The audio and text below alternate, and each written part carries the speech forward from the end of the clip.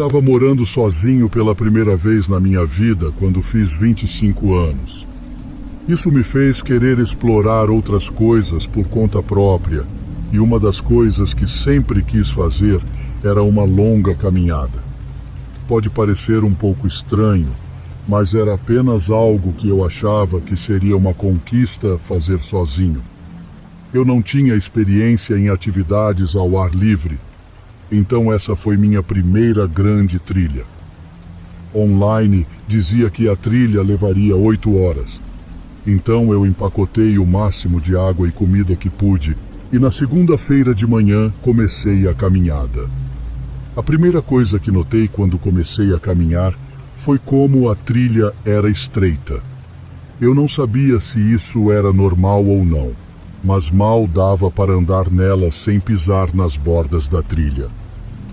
Embora fosse estreita, ainda era bem definida, e eu sabia que voltaria bem antes de escurecer, então não estava preocupado. Apesar de não ter experiência em caminhadas, estava em boa forma, então caminhar longas distâncias não era um problema para mim. Na maior parte do caminho, eu me sentia ótimo e não tinha problemas. Mas à medida que continuava, comecei a me cansar um pouco. Eu verificava meu relógio constantemente, e quando cheguei às 6 horas de caminhada e ainda não tinha alcançado o final, comecei a me preocupar. Supostamente, o final da trilha era um pequeno mirante do vale, então não havia como eu simplesmente passar por ele ou perdê-lo de alguma forma. Mas, de acordo com o site que eu tinha visto antes, eu estava 2 horas atrasado. Então comecei a pensar que talvez 8 horas de trilha significassem 8 horas para ir, e não incluía a caminhada de volta. No entanto, eu sabia que precisava voltar naquele ponto se quisesse sair da floresta antes de escurecer. Então, me virei e comecei a andar de volta pelo mesmo caminho. Enquanto voltava, notei algumas coisas que não havia percebido na ida, especialmente uma fileira de pegadas que cruzava perpendicularmente ao caminho, indo de uma extremidade da floresta para a outra e continuando até onde eu podia ver. Pensei que talvez não tivesse visto isso antes devido ao ângulo diferente, mas estava ficando preocupado e isso não ajudava em nada. Então, 3 horas depois de começar a caminhada de volta, quase 9 horas no total na floresta, a trilha que eu estava seguindo começou a se alargar. Uma coisa que eu sabia com certeza era que a trilha era estreita o tempo todo na subida. Então, quando vi isso, meu estômago apertou. Eu não sabia como, mas tinha pegado o caminho errado, talvez tomando um atalho acidentalmente. Fiquei parado como uma criança aterrorizada por alguns minutos, sem saber o que fazer em seguida. O sol já estava se pondo, e se eu tivesse tomado o caminho errado durante o dia, como garantiria que não cometesse o mesmo erro na escuridão? Sabia que minhas opções eram limitadas, então tive que me virar e torcer pelo melhor. Comecei a caminhar, mas logo vi pegadas novamente, não as mesmas da primeira vez, e sabia que não estavam lá há 10 minutos. Olhei para a floresta na direção em que as pegadas iam, mas já estava muito escuro para ver qualquer coisa. Em breve, não consegui ver mais nada, exceto pela luz da lua, que fornecia uma visão fraca. Eu não tinha levado uma lanterna, e como era meados de abril, as noites ficariam bastante frias onde eu morava. Enquanto caminhava, o único som eram meus passos na brita e os ruídos suaves que a floresta fazia, até que ouvi algo à frente. Alguém mais estava caminhando na brita. Parei e olhei na direção do som, mas depois de alguns passos, o som desapareceu. Continuei com cuidado até ver pegadas na brita indo diretamente através da trilha. Liguei a luz do meu celular e a apontei para a floresta. Estava escuro demais para ver alguma coisa, mas eu sabia que alguém estava lá. Alguém aí, chamei. Não houve resposta, apenas silêncio. Mantive a luz do meu celular acesa e depois de um momento vi uma respiração fria saindo de trás de uma árvore próxima. Estava a uns 3 metros de distância. Eles estavam escondidos, o que me assustou ainda mais. Decidi continuar andando pela trilha. Após 30 minutos, encontrei onde havia errado no caminho. Várias horas depois, finalmente saí da floresta e cheguei ao meu carro.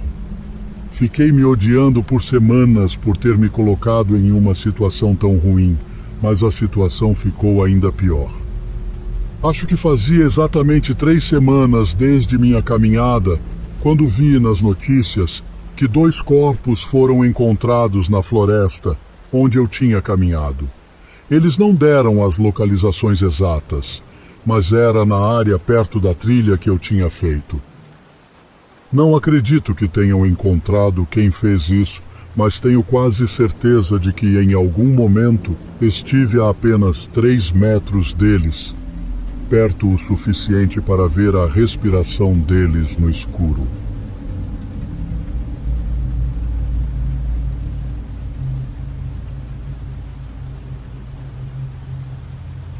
Fui de férias para Pará, um lugar que eu sonhava em visitar desde que era criança. Meus planos eram ficar principalmente em Belém, na cidade, mas achei que seria uma boa ideia acampar nas enormes florestas e matas que o Pará tinha a oferecer. Eu só queria acampar por uma noite e depois voltar para a cidade. Já tinha acampado algumas vezes antes, mas nunca sozinho, então essa era uma experiência nova para mim. Aluguei alguns equipamentos de camping em uma loja local e encontrei uma trilha com áreas de camping. Dirigi até lá e comecei assim que o sol nasceu. Chegar ao camping foi fácil e levei menos de 3 horas. Era basicamente um terreno plano que tinha algumas evidências de acampamentos anteriores, como equipamentos antigos enferrujados e lixo. Montei minha barraca ao lado de uma árvore em uma área limpa. Até onde eu sabia, não havia nenhum local especial para visitar nas proximidades. Então eu estava lá apenas para relaxar e estar em paz. Ao pôr do sol, acendi uma fogueira e peguei um saco que eu havia preparado com ingredientes. Fiz uma quantidade exagerada de comida e quando terminei, sentei-me ao lado da fogueira e passei um tempo pensando. Isso até que fui interrompido. Um homem apareceu atrás de mim, vindo aparentemente do nada, e sentou-se no outro extremo da minha fogueira. Eu o cumprimentei, tentando tornar o encontro estranho menos constrangedor. Ele olhou para mim, mas não respondeu à minha pergunta. Olhei em volta, atrás de mim e dos lados, para ver se havia mais alguém ali, mas era só nós dois. Passou um momento antes de ele se levantar e sair. Não me lembro se fiquei mais nervoso, assustado ou confuso, mas mesmo assim fiquei lá e mantive os olhos abertos na próxima hora. Eventualmente, apaguei o fogo e fui para dentro da minha barraca, ficando acordado por mais 1 hora antes de adormecer. Acordei no meio da noite com um som estranho, o crepitar de uma fogueira.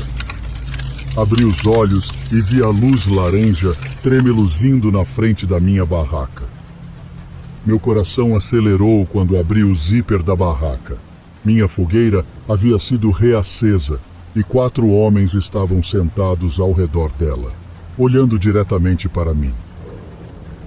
Um deles era o mesmo homem que havia passado antes. Saí lentamente da barraca e olhei para cada um deles horrorizado. Antes que eu pudesse dizer qualquer coisa, um deles falou algo em uma língua estrangeira e 2 deles se levantaram, revistando-me e pegando meu telefone e carteira. Esses caras eram muito maiores do que eu e não havia sentido em resistir. Depois de uma busca intensa, eles me arrastaram para longe do acampamento. Andamos por cerca de 20 minutos na floresta e eu estava segurando as lágrimas, bastante certo de que era o fim. Então eles me empurraram para o chão, me bateram na cabeça e fugiram. Acredito que eles estavam tentando me nocautear ou, pelo menos, me deixar atordoado o suficiente para não segui-los. Mas eu sabia que, dadas as circunstâncias, não iria voltar em direção a eles. Levantei-me e comecei a correr na direção que achava que me levaria mais perto da rodovia que cortava a floresta. Depois que a adrenalina acabou, minha cabeça doía muito e era difícil pensar com clareza. Além disso, estava completamente escuro e eu estava tropeçando em troncos caídos e raízes de árvores, sem saber se estava indo na direção certa. Cerca de 30 minutos depois de caminhar, desmaiei. Provavelmente foi uma combinação de fatores, mas quando recuperei a consciência, percebi que estava ainda mais perdido. Continuei caminhando e, ao amanhecer, finalmente alcancei a rodovia. Mais meia hora depois, consegui parar um carro e estava a salvo a partir daí. Depois de voltar para a cidade e contatar a polícia, recuperei meu carro e forneci aos policiais a melhor descrição dos eventos que eu pude dar. Ainda tive que pagar pelos itens de camping perdidos, mas isso foi o menor dos meus problemas. Felizmente, os homens que me assaltaram e atacaram não pareciam estar no dia de matar, mas me deixar em uma floresta vasta como aquela no meio da noite me dava poucas chances, na melhor das hipóteses. De maneira estranha, se eu não os tivesse visto pela segunda vez, embora isso fosse assustador, é provável que seja a única razão pela qual estou aqui hoje.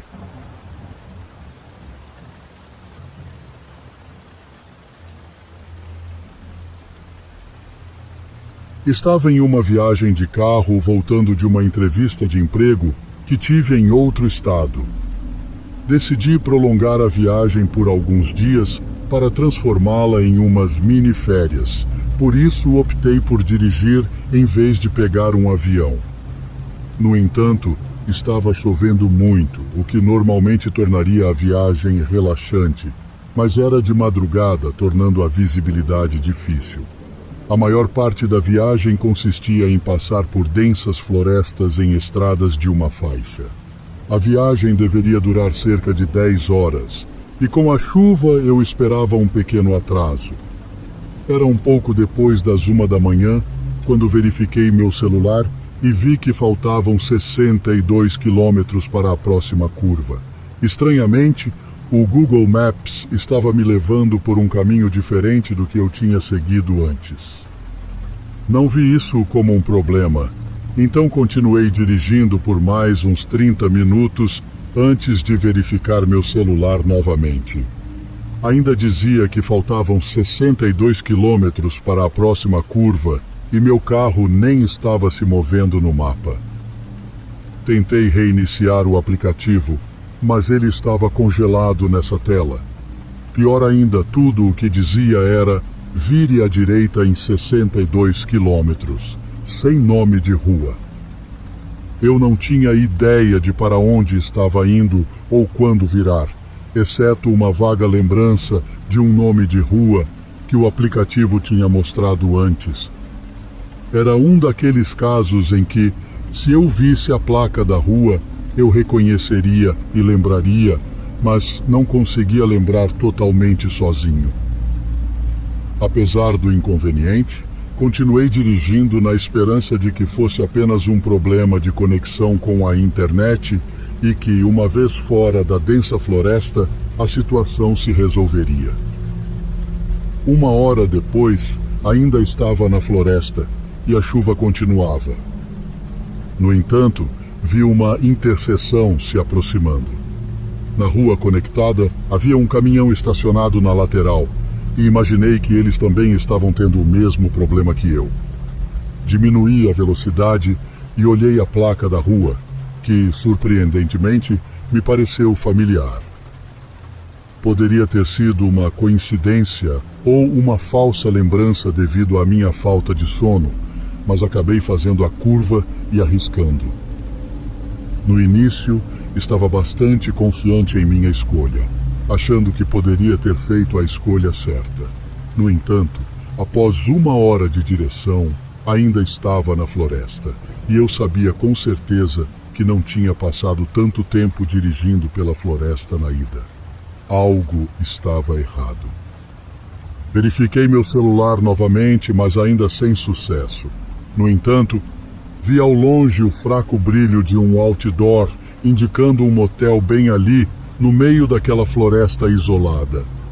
Parecia uma escolha estranha para um motel, mas entrei no estacionamento para tentar resolver minha situação com segurança.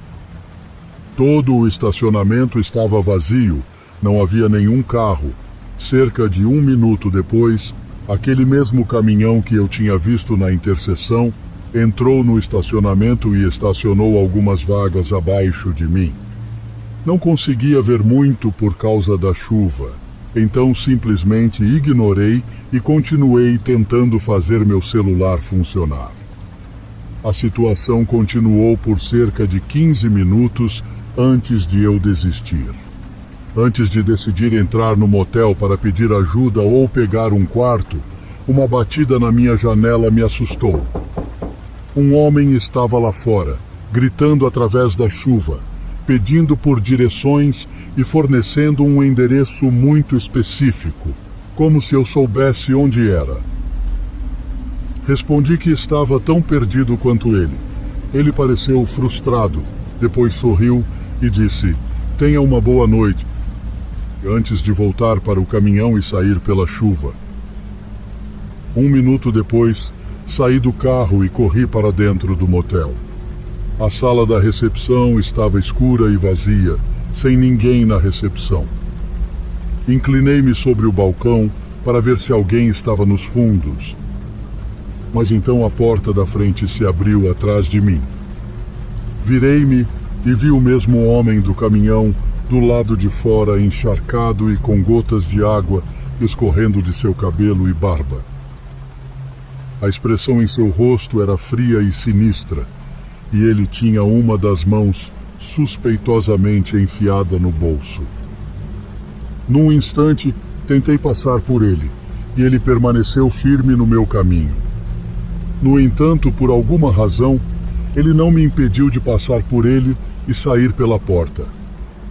Rapidamente, dirigi-me para o meu carro enquanto ouvia os passos do homem atrás de mim.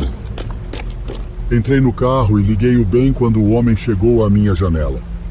Através da chuva, ouvi o som do trinco da porta sendo forçado. Graças a Deus, meu carro se trancava automaticamente, porque assim que ouvi isso, olhei para cima e vi o homem me encarando com olhos cheios de raiva perturbadora, enquanto tentava forçar a porta aberta com toda a força, fazendo o carro balançar de um lado para o outro. Pisei no acelerador e saí o mais rápido que pude, quase o atropelando. Voltei à interseção e segui o caminho que estava originalmente, conseguindo chegar a uma cidade após 20 quilômetros e obter ajuda. Descobri que o motel onde estive fechou há alguns meses e ninguém conseguia explicar por que o letreiro ainda estava funcionando. Não sei quais eram as intenções daquele homem ou se ele planejou toda aquela situação, mas uma coisa tenho certeza: tive muita sorte em escapar do motel naquele dia.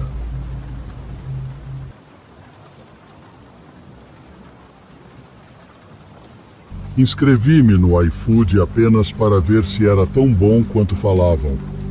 Inicialmente, levei 1 mês inteiro para finalmente me decidir a fazer minha primeira entrega, mas a partir daí fazia algumas entregas por dia e estava realmente satisfeito com os resultados. Alguns meses depois, larguei meu emprego no supermercado e comecei a fazer entregas todos os dias após a faculdade e até na maioria dos fins de semana. Nesta noite, eu estava trabalhando até mais tarde porque era um feriado. Dirigi das 20 horas até as 2 da manhã, basicamente indo e voltando do McDonald's 24 horas. Um pouco depois das 2 da manhã, peguei mais um pedido do McDonald's e fui em direção ao cliente. A entrega estava programada para um tipo de armazém e nas instruções dizia para entrar pelas portas laterais e deixá-la na recepção. Quando cheguei lá, parei em um enorme estacionamento que estava praticamente vazio, com apenas alguns caminhões estacionados. O edifício era claramente um antigo armazém, sendo apenas um grande retângulo com algumas janelas e uma única porta na frente. Verifiquei mais uma vez para ter certeza de que estava entregando pela porta lateral. Depois, contornei o prédio até o lado e estacionei. A porta lateral era uma daquelas portas de metal pesado com uma pequena janela de vidro. Olhei através daquela pequena janela e não vi nada além de uma sala de entrada pequena e escura. No entanto, o reflexo dos faróis do meu carro tornava a visão através da janela um pouco confusa. Empurrei a porta e fui imediatamente surpreendido. Estava tão escuro quanto parecia através da janela e só havia uma pequena luz na parede, mais como uma luz de segurança fraca. Não havia recepção à vista, então contornei o corredor e fiquei parado no final de um longo corredor escuro. Sabia que a maioria dos lugares com trabalhadores do turno da noite costumava economizar na iluminação desnecessária, mas isso parecia excessivo. Nem conseguia ver o final do corredor, então, se eu caminhasse por ele, estaria andando na escuridão total. Tirei o celular do bolso e verifiquei pela terceira vez se estava no lugar certo e tinha ido pela porta correta. Tudo parecia certo, mas não havia chance de eu andar por aquele corredor, e quanto mais eu pensava nisso, mais percebia como o prédio estava silencioso. Nada de máquinas funcionando ou pessoas conversando, nenhum som. Decidi ligar para o cliente. Cliquei no nome dele e discou o número. Depois de alguns momentos, ouvi o eco de um telefone do outro lado do corredor. Após mais alguns segundos, ouvi novamente, mas desta vez mais perto e mais alto. Fiquei olhando para aquele corredor vazio, vendo apenas o brilho fraco de um celular se aproximando. Alô, tenho um pedido do iFood aqui. Vou deixar aqui na frente para você, disse, colocando o saco na minha frente. A figura de um homem grande começou a sair do corredor escuro, mas ele não disse nada. Esperei mais um segundo, mas à medida que ele se aproximava, isso realmente começou a me incomodar. Ele estava se movendo rapidamente e não estava falando. Tive a sensação de que alguém iria pular atrás de mim ou algo assim, e no geral estava um pouco assustado. Virei-me rapidamente e caminhei rapidamente até a porta, indo direto para o meu carro.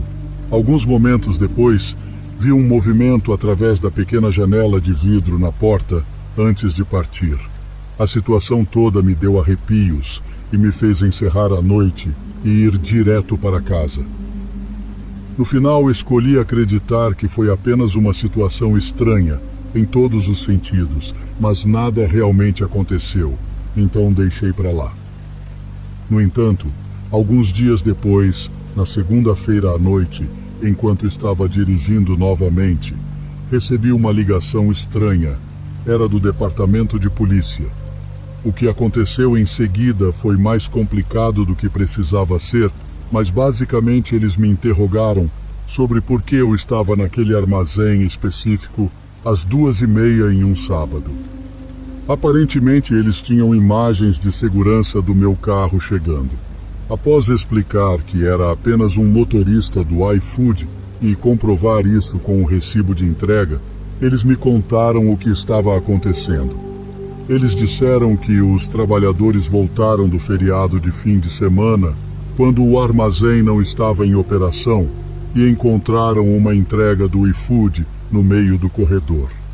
Quem quer que estivesse lá tinha invadido o lugar e feito um pedido com uma conta falsa, o que por si só já era assustador. Mas a parte mais sinistra é que eles nem sequer pegaram a comida. Era óbvio que estavam procurando algo mais. Eu não sei o que eles queriam de mim, mas só posso presumir que, se eu tivesse ficado e esperado mais um pouco pelo homem, algo terrível teria acontecido.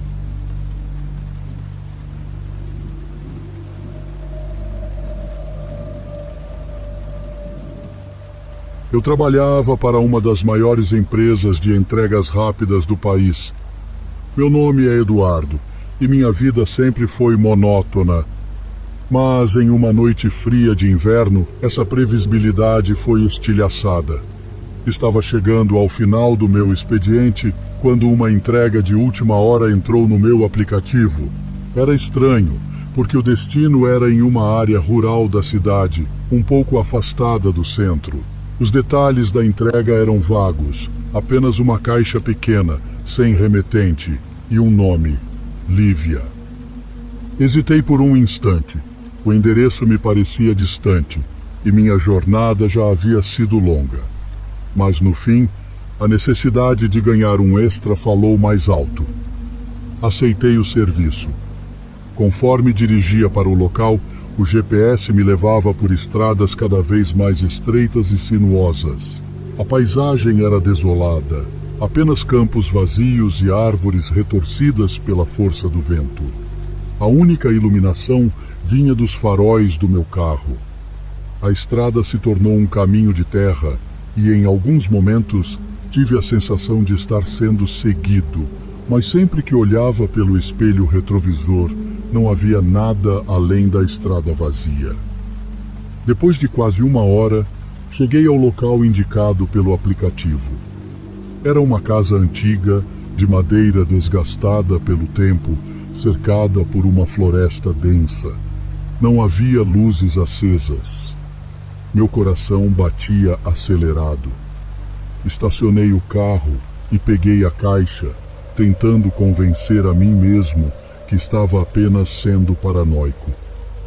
O silêncio era ensurdecedor, interrompido apenas pelo som dos meus próprios passos na grama seca. Toquei a campainha e, depois de um longo minuto, uma luz fraca acendeu em um dos quartos. A porta se abriu lentamente, revelando uma mulher de cabelos negros e olhos intensos. Era Lívia.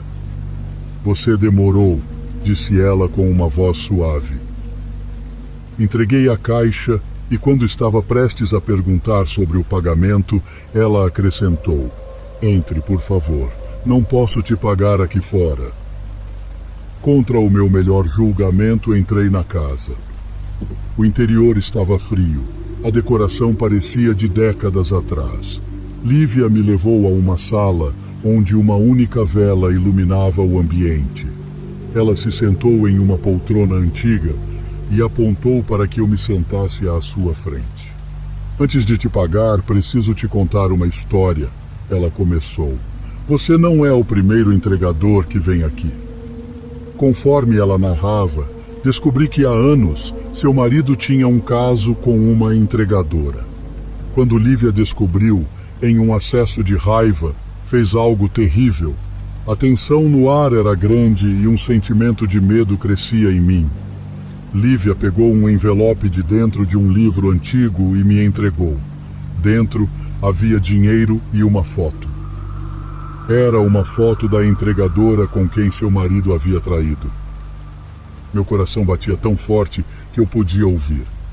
O medo me paralisava e eu não conseguia tirar os olhos da foto. Lívia começou a rir, uma risada baixa e perturbadora. "Você parece tanto com ela", ela disse. "Eu tinha que te ver de perto."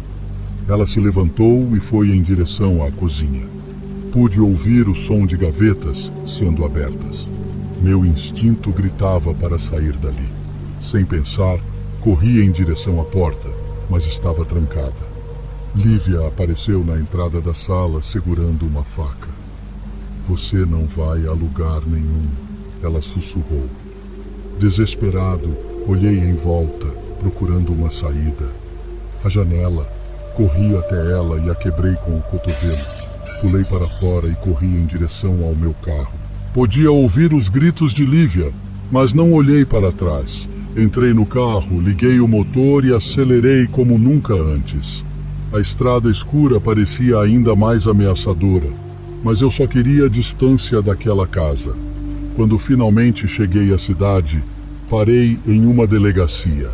Relatei tudo o que havia acontecido e os policiais foram até a casa de Lívia. Ela foi detida e descobriram que realmente havia cometido um crime no passado. Daquele dia em diante, nunca mais fui o mesmo. Abandonei o trabalho de entregador e busquei terapia para lidar com o trauma. A monotonia da minha vida havia sido interrompida, mas a que preço? Sempre fico pensando, o que teria acontecido se eu não tivesse fugido? Agora, quando penso em fazer uma entrega, um arrepio percorre minha espinha.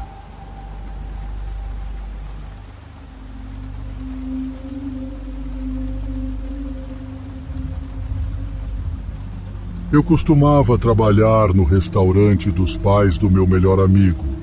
Fazia entregas para eles e, às vezes, ajudava a limpar as mesas ou qualquer coisa do tipo. O trabalho em si era bom, mas era muito desconfortável ter os pais do meu amigo como meus chefes. Pensei que com o tempo a situação melhoraria, mas nunca melhorou. Eles ficavam irritados sempre que algo não saía exatamente como planejado. Além disso, eles escalavam eu e meu amigo em dias opostos, então nem parecia que estávamos trabalhando juntos, que era o propósito inicial de eu ter aceitado o emprego. Isso aconteceu durante o meu terceiro e último mês trabalhando lá. Começou como uma noite comum, com algumas entregas rápidas, mas a segunda metade da noite ficou bem devagar. O pai do meu amigo detestava quando estava em um momento de calma, porque eu ficava parado esperando pedidos e ele sempre ficava de mau humor com isso, mesmo que não fosse minha culpa. Por volta das 20h30, uma hora depois da minha última entrega e a 30 minutos do final do meu turno, ele atendeu uma ligação e ouvi ele dizer que poderíamos fazer uma entrega. Em seguida, ele preparou o pedido e me entregou a sacola para a entrega, mas quando pesquisei o endereço, vi que ficava a 40 minutos de distância. Claro, reclamei, porque meu turno estava prestes a terminar em 15 minutos e essa entrega levaria quase 1h30. Ele não se importou. Eu podia dizer que ele estava apenas irritado por eu estar esperando, o que novamente não era minha culpa. Mas após uma breve discussão, fiz o que ele mandou. 40 minutos era bastante longe para a nossa pequena cidade. Então, eu não fazia ideia de onde era esse endereço. Quando eu estava a 2 minutos de distância, já era quase 22 horas. Não havia casas por perto. Pelo menos não que eu pudesse ver até o último minuto da viagem, quando fui direcionado para uma pequena rua que levava a uma fileira de 6 casas. Todas pareciam antigas e desatualizadas, e eram as únicas casas que eu tinha visto nos últimos 5 minutos de carro. À medida que passava lentamente por cada casa e verificava os números, encontrei a casa certa. Estacionei na rua, bem ao lado da entrada. Não vou mentir, este lugar me deu umas sensações estranhas. Estava muito longe de tudo, e as próprias casas eram antigas e sinistras. Desembarquei e levei a sacola até a porta da frente. Depois toquei a campainha. Ninguém atendeu. Então tentei bater. Já estava tarde, e eu queria terminar logo com isso, então estava ficando impaciente. Enquanto esperava, observei a rua. Não havia carros na rua ou nas garagens, e nenhuma das luzes das casas estava acesa. Levei a sacola de volta para o meu carro e liguei para o cliente, mas ninguém atendeu. Sentei-me no meu carro, tentando descobrir o que fazer a seguir. Eles ainda não tinham pago pela comida, então não podia simplesmente deixá-la na porta deles. Foi quando vi uma luz se movendo dentro da casa. Saí do carro e observei a luz passando pelas janelas do andar de baixo até chegar à porta da frente. Então, apagou-se. Um segundo depois, a porta se abriu. Um homem jovem, na casa dos 20 anos, estava parado na entrada, segurando uma lanterna grande em uma mão e uma sacola de compras na outra. Aproximei-me e perguntei se ele havia feito o pedido. Ele assentiu e pediu desculpas por demorar para atender a porta. Coloquei a sacola na frente dele, mas ele apenas ergueu ambas as mãos para mostrar que estavam ocupadas e pediu para eu colocá-la na mesa da cozinha. Não sabia se ele estava brincando ou não no começo, porque poderia simplesmente ter deixado a lanterna ou a sacola de compras em algum lugar por um segundo. Mas então percebi que ele estava falando sério. Espiei pela casa da entrada e, mesmo com pouca luz, percebi que havia algo de errado com aquele lugar. O lugar estava empoeirado e parecia vazio. Quando percebi isso e pensei na lanterna sendo usada em vez das luzes normais da casa, tive quase certeza de que aquele lugar era uma casa abandonada. O homem ainda estava me olhando e esperando uma resposta. Eu disse que estava com pressa e pedi para ele pagar rapidamente, então eu deixaria a sacola na varanda. Ele não gostou dessa resposta, e sua expressão facial mostrou isso. Ele colocou a sacola de compras no chão e deu um passo para fora da porta, indo até a varanda. Eu dei um passo para trás para não ficar muito perto dele. Havia algo em seus olhos que me dizia que ele estava prestes a fazer algo, e eu não ia esperar para descobrir o que era. Deixei a sacola cair e corri para o meu carro, dirigindo para longe enquanto o homem me observava atentamente da varanda. Eu estava tremendo durante a maior parte da viagem de volta, sem ter certeza do que poderia ter acontecido. Quando contei ao pai do meu amigo sobre o que aconteceu, tudo o que parecia importar para ele era que eu não fiz o homem pagar. Foi por isso que pedi demissão naquele exato momento. Já tinha chegado no limite das grosserias dos pais do meu amigo quando eu não fiz absolutamente nada de errado. Depois disso, houve uma discussão acalorada e eu estava mais focado nisso do que no homem que me atraiu para uma casa abandonada e provavelmente tentou me assaltar ou algo pior. Eu estava tão distraído que nem cheguei a chamar a polícia, pelo menos não até que fosse tarde demais. Felizmente, eu não fui burro o suficiente para entrar na casa, porque se eu tivesse feito, provavelmente nunca teria voltado dessa entrega.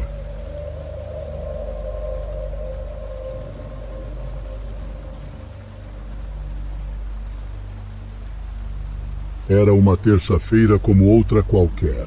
Como entregador, já estava acostumado com o peso das caixas, com as rotas complicadas e com os clientes impacientes. Mas naquele dia, um endereço em particular chamou minha atenção, mas o dispensei rapidamente, afinal, superstição não paga as contas.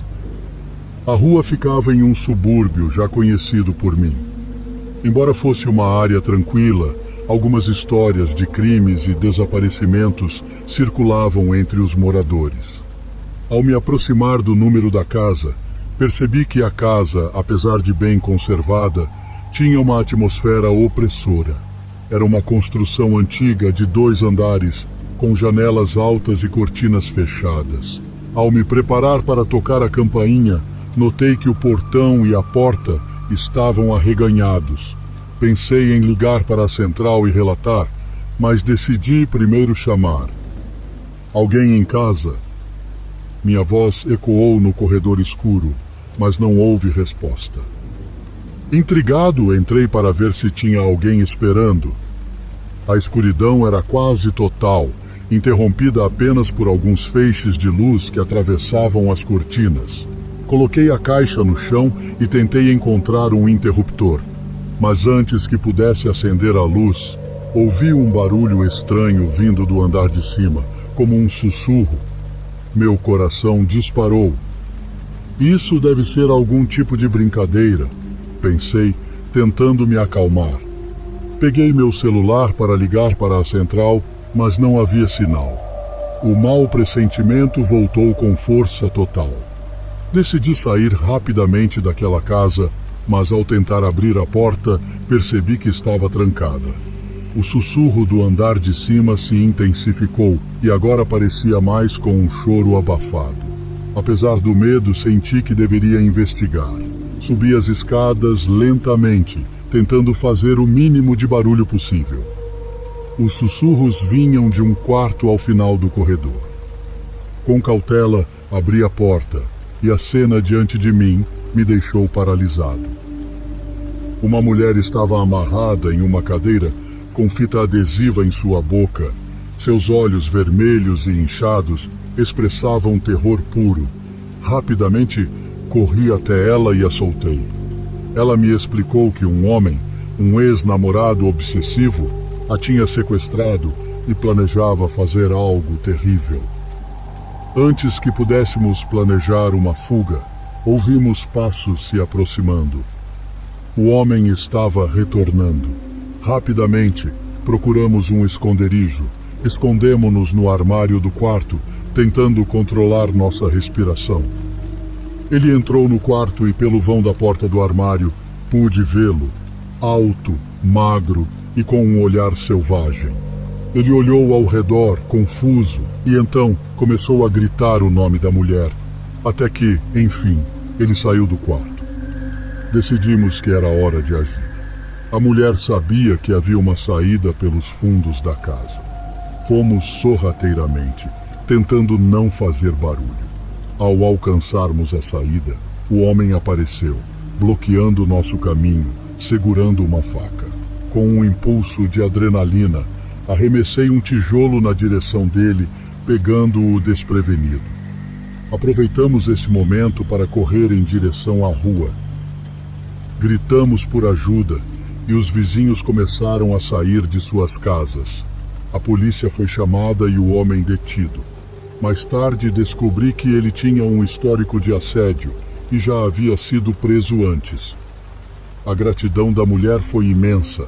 Salvar uma vida não estava na descrição do meu trabalho, mas naquele dia eu tinha feito exatamente isso.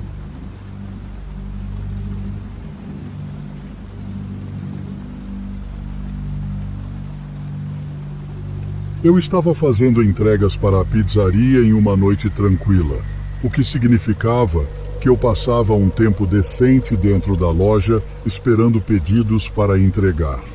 Logo após as 22 horas, um homem entrou e se aproximou do balcão. Ele parecia estar na casa dos 30 anos, mas estava visivelmente com bastante sono e talvez até bêbado. Meu colega de trabalho estava no balcão ajudando-o com o pedido e eu estava nos fundos organizando as caixas de pizza.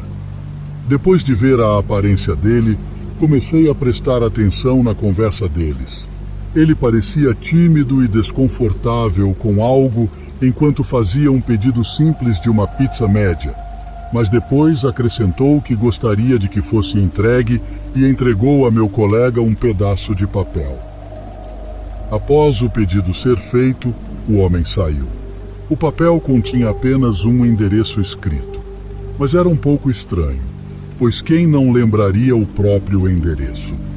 Além disso, não era todo dia que um cliente entrava na loja para pedir uma pizza para ser entregue em sua própria casa. De qualquer forma, 10 minutos depois, eu embalei a pizza e saí para a estrada. Não demorou muito para eu notar um carro estranho atrás de mim. Era o único outro carro na estrada, e ele estava constantemente acelerando e diminuindo a velocidade, como se tivesse problemas para manter a mesma velocidade. Quando percebi que eles estavam também fazendo zigue-zague na estrada, minha primeira impressão foi de que estava bêbado, assim como o homem na loja. Agora parecia estúpido, mas na época eu realmente pensei que era apenas uma coincidência. Quando cheguei ao bairro, o carro atrás de mim parou à beira da estrada e estacionou. 30 segundos depois, estacionei na entrada de uma casa que parecia igual a qualquer outra. Eu fiquei próximo ao seu portão e então bati palmas e depois bati novamente. Depois de esperar alguns minutos, alguém finalmente atendeu. Era um homem diferente daquele que eu havia visto na pizzaria, mas ele parecia igualmente privado de sono e embriagado. Levou alguns segundos para ele responder. Sim, claro, obrigado, disse ele baixinho, enquanto estendia a mão para pegar a pizza. Entreguei a pizza a ele e ele me olhou como se fosse dizer algo mais, mas não disse nada, apenas manteve aquele olhar apático. Então virei-me e vi um homem com capuz correndo pela calçada, a apenas 2 casas de distância, e ele estava olhando diretamente para nós. Entrei rapidamente no meu carro e o homem no portão saiu para fora como se fosse me seguir. Entrei no carro e comecei a fazer marcha ré rapidamente, mas o homem com capuz se colocou atrás do meu carro para me bloquear. O outro homem também começou a correr em minha direção. No calor do momento, pisei fundo no acelerador para dar marcha ré e o homem atrás do carro se afastou no último segundo. Ambos começaram a gritar e correr atrás do meu carro, até que fiz uma manobra perigosa de ré na rua para conseguir fazer uma volta de retorno e escapar. Liguei para a polícia e, em menos de 1 hora, ambos os homens foram presos por tentativa de roubo. Ficou claro que eles haviam planejado isso enquanto estavam bêbados, pois acreditavam que, ao fazerem o pedido na loja, não acharíamos que eles estavam envolvidos, mesmo tendo seus nomes e endereços registrados. Isso realmente não fazia sentido, mas, de acordo com os registros, eles haviam cometido vários roubos antes, e um deles resultou na vítima sendo espancada em um estacionamento sem motivo aparente. 2 homens bêbados correndo em minha direção com más intenções poderiam ter se transformado em algo terrível, mas fiquei aliviado por ter conseguido escapar sem ferimentos. Infelizmente, eles não serão capazes de fazer isso com mais ninguém.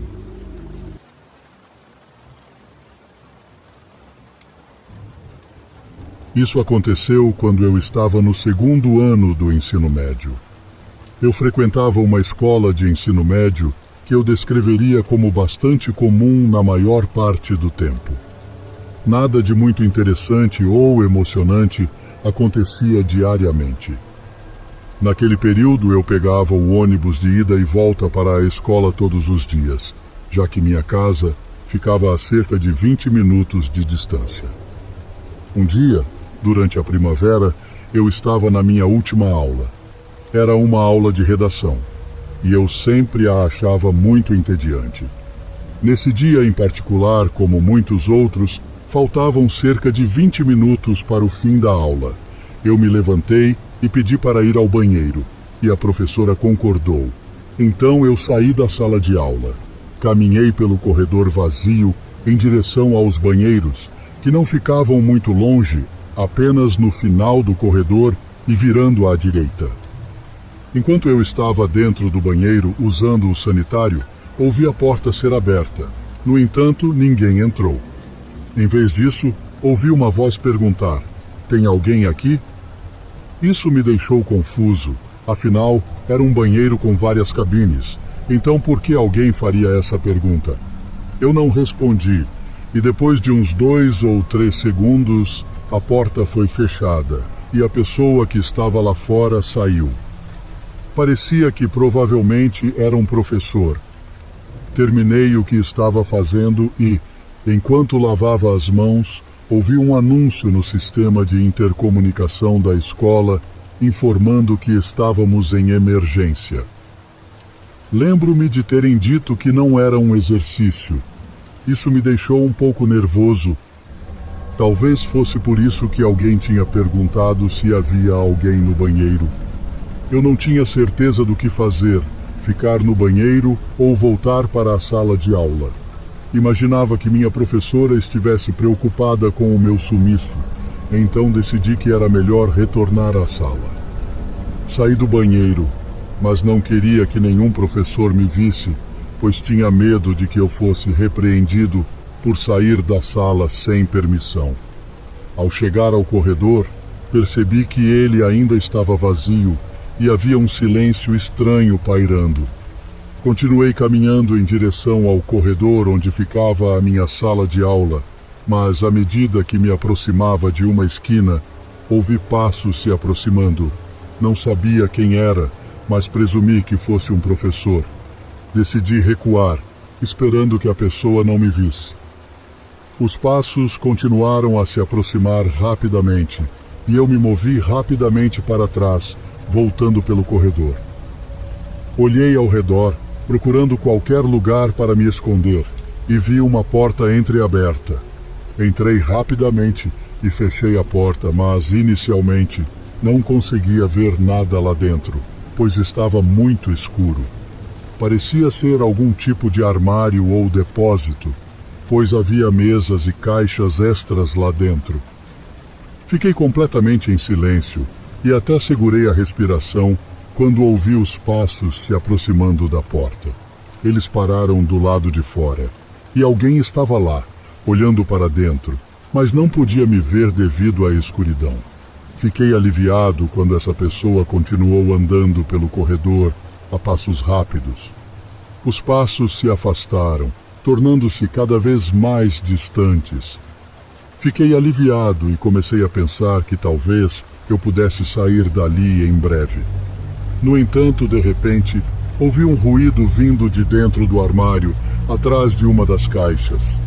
Virei-me e, no escuro, consegui perceber a figura de um homem se movendo em minha direção. Não conseguia distinguir detalhes devido à falta de luz, mas sabia que era um homem.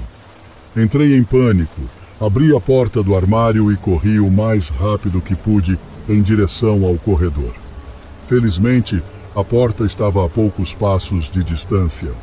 Abri-a e saí rapidamente, sem olhar para trás, correndo na direção em que os passos haviam se afastado inicialmente. Dentro de 1 minuto, encontrei um dos professores da escola, que parecia confuso com a situação. Reconheci-o e relatei que havia um homem se escondendo em um armário. Nós dois fomos em direção à frente da escola, onde os escritórios principais estavam localizados. Fomos recebidos por um policial que acabara de chegar. Em cerca de 20 minutos, eles encontraram o homem, que havia se movido e estava escondido em um banheiro. Descobriu-se que ele não deveria estar na escola, e essa foi a razão para a emergência. Os passos que eu tinha ouvido eram de um professor, e eu não deveria ter entrado em pânico. Olhando para trás, percebo que deveria ter simplesmente voltado diretamente para a minha sala de aula, em vez de me esconder.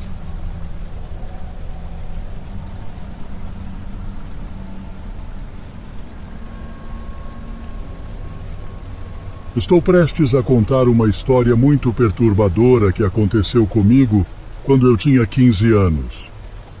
Eu morava em uma cidade bastante movimentada chamada Araraquara, no estado de São Paulo. Era um dia comum na minha escola secundária e eu estava na minha aula de biologia. De repente senti alguém me cutucando nas costas. Virei para ver quem era. E era uma garota chamada Manuela, que sempre sentava bem atrás de mim na aula de biologia. Ela me perguntou se poderíamos nos encontrar no parque mais tarde para sairmos juntos, e eu disse sim, obviamente, porque sendo o adolescente que eu era, realmente queria uma namorada. Ela me disse que poderíamos nos encontrar no parque às 18 horas, e eu concordei. Eu não sabia exatamente por que Manuela queria se encontrar comigo, mas ainda estava animado porque presumi que fosse porque ela gostava de mim. Mais tarde naquele dia, por volta das 17h40, Comecei a pedalar até o parque, o local onde ela queria nos encontrar. Quando cheguei lá, vi ela parada embaixo de uma das grandes árvores do parque. Desmontei da minha bicicleta, a coloquei no chão e fui até ela. Percebi que quando me aproximava dela, ela me lançou um olhar muito assustador. Perguntei a ela sobre o que ela queria falar e o que ouvi dela não era de forma alguma o que eu esperava. Ela me disse que estava me stalkeando e me seguindo até a minha casa desde que colocou os olhos em mim. Isso me deixou completamente assustado e perguntei por que diabos ela iria querer me contar isso de qualquer maneira. Ela me disse que finalmente queria me dizer que tinha uma queda por mim para que não precisasse mais me stalkear. Eu disse a ela que estava muito perturbado e assustado e pedi que me deixasse em paz. Em seguida, corri imediatamente até a minha bicicleta, subi nela e pedalei de volta para casa. Quando cheguei em casa mais tarde e estava na hora de ir para a cama, demorei cerca de meia hora para me deitar na cama e quando fiz isso, ouvi um batimento na minha janela ao lado da cama. Olhei para o lado e fiquei horrorizado ao ver o rosto de Manuela me espiando. Eu gritei e corri para o quarto dos meus pais, praticamente derrubando a porta. Quando meu pai atendeu, eu disse a ele que vi uma garota chamada Manuela da minha escola olhando pela minha janela para mim. Ele pareceu surpreso com isso e concordou em dar uma volta pela casa para ver se ela ainda estava lá. Ele voltou para dentro de casa e me disse que a viu correndo para longe do nosso jardim da frente assim que ele saiu na varanda da frente. Fiquei aliviado ao ouvir que ela deixou o nosso quintal, mas ainda tive dificuldade em adormecer naquela noite. No dia seguinte, quando fui para a escola, notei que Manuela não estava lá. Isso me aliviou, mas também me deixou confuso, pois ela quase sempre estava na escola e nunca faltava um dia. Ela continuou a não aparecer na escola pelo resto da semana, até que na sexta-feira decidi perguntar a um dos amigos de Manuela por que ela não estava vindo à escola. A amiga dela disse que ela havia mudado de escola e não voltaria para a nossa escola. Fiquei muito feliz com a notícia, mas agora isso me faz pensar por que ela mudou de escola e se os pais dela, de alguma forma, descobriram que ela estava me stalkeando. Felizmente, nunca mais vi Manuela novamente.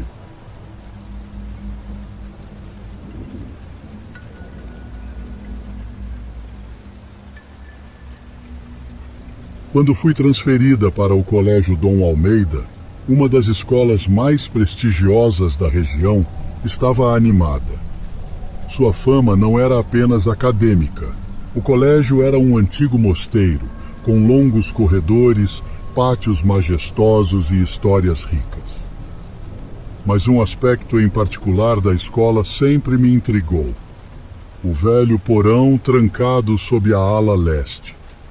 Minha curiosidade sobre o porão foi despertada durante meu primeiro dia.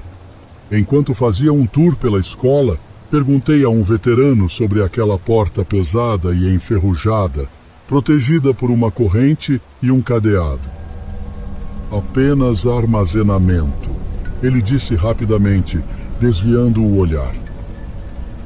Nos dias que se seguiram, ouvi murmurinhos entre os alunos sobre o porão.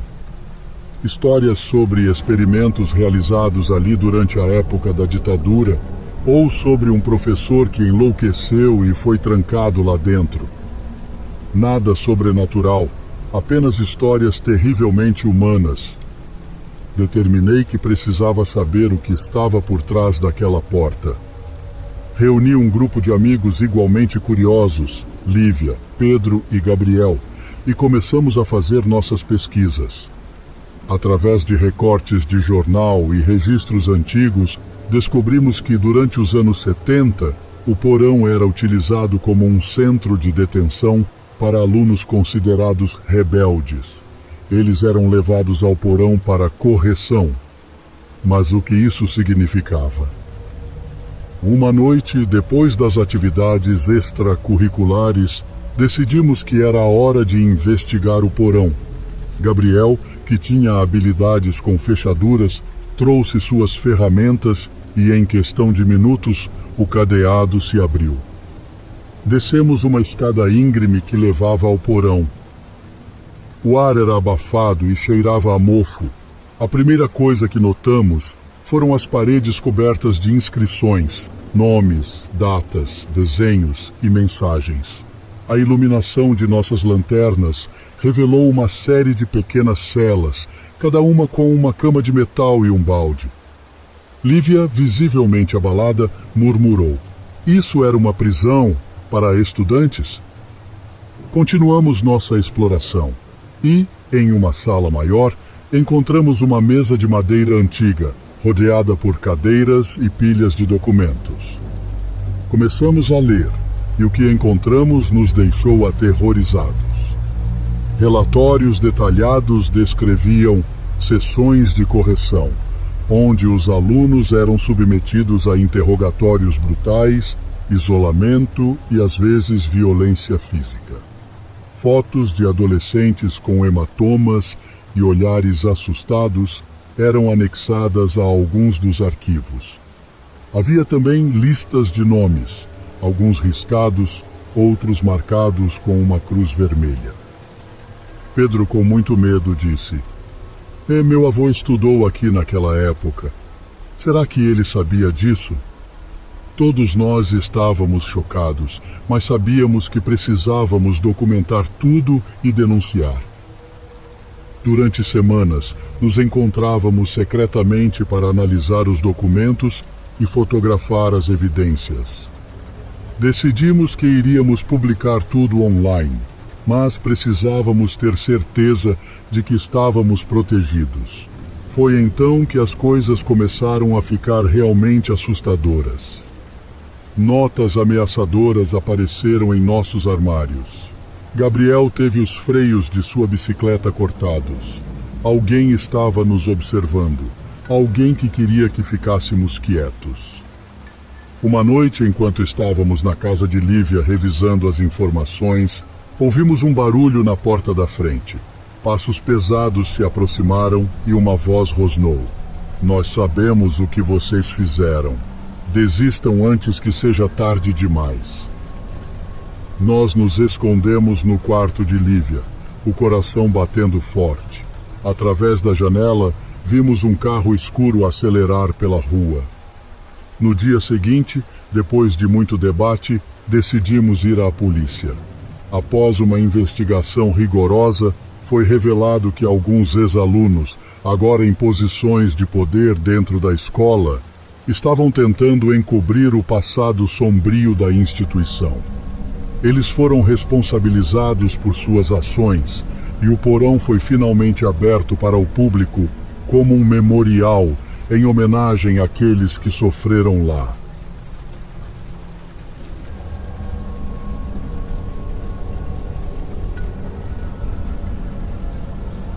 Isso aconteceu quando eu era criança, provavelmente por volta dos 12 ou 13 anos, o que foi cerca de 10 anos atrás. Minha irmã mais velha costumava participar de várias atividades escolares, como artes cênicas e música. Meu irmão mais novo e eu frequentemente tínhamos que ir às peças de teatro ou recitais dela.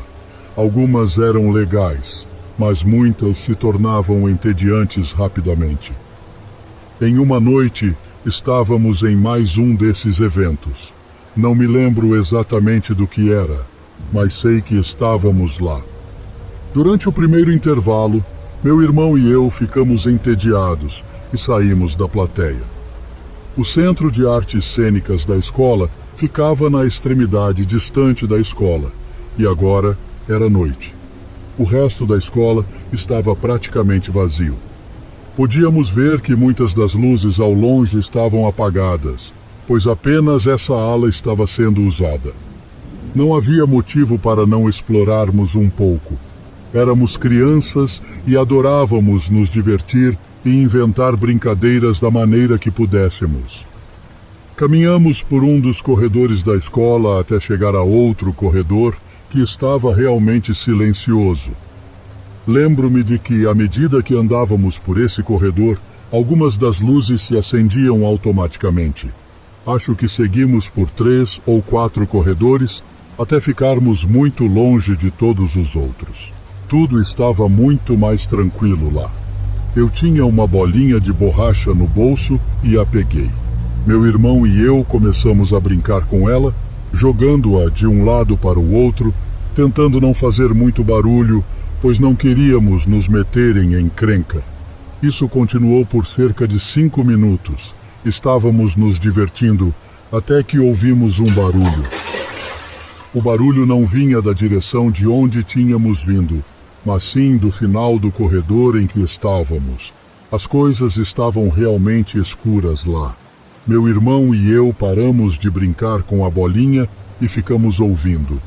Não conseguíamos mais ouvir nada e meu irmão começou a andar em direção ao barulho. Eu não tinha um bom pressentimento sobre isso, mas o segui. No final do corredor havia uma sala com a porta aberta. Ambos chegamos lá e entramos. Ligamos a luz, mas não era muito brilhante. Parecia uma sala de aula, mas não parecia estar sendo usada como tal. Pelo que me lembro, havia algumas mesas, mas também muitas coisas espalhadas pela sala. E não havia tantas mesas quanto em uma sala de aula normal. Ficamos dentro da sala por alguns segundos e parecia vazia. Acho que os barulhos que ouvimos poderiam ter vindo de outra sala ou de outro corredor. Começamos a brincar com a bolinha naquela sala por menos de 1 minuto, ficando mais perto da parte de trás. De repente, olhei para a frente da sala e congelei. Vi um homem de pé dentro da sala conosco. Ele era a pessoa mais estranha que eu já tinha visto. Lembro-me especificamente de que o cara estava meio curvado e olhando diretamente para mim. Ele tinha cabelos loiros e compridos que cobriam parcialmente o rosto.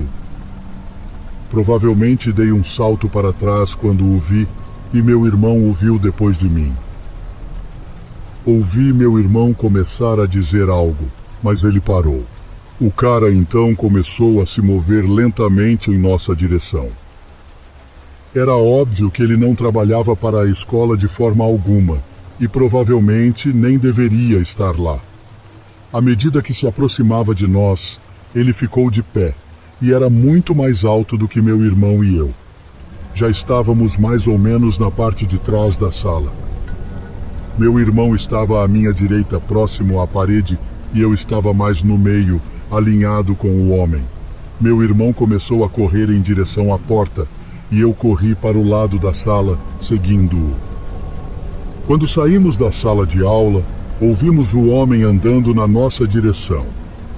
Uma vez no corredor, estávamos a cerca de 15 metros de distância da sala. Ficamos nos perguntando o que diabos tinha acontecido. Em seguida, o homem começou a correr atrás de nós. Meu irmão e eu saímos correndo assim que vimos isso. Demos a volta na esquina e corremos de volta para o primeiro corredor. Não paramos de correr até chegarmos perto do Centro de Artes Cênicas. Quando chegamos lá, o homem não nos seguiu mais. Não tenho certeza em que ponto ele parou de nos perseguir, mas estávamos apenas aliviados por estar de volta. Entramos e assistimos ao resto da apresentação de nossa irmã.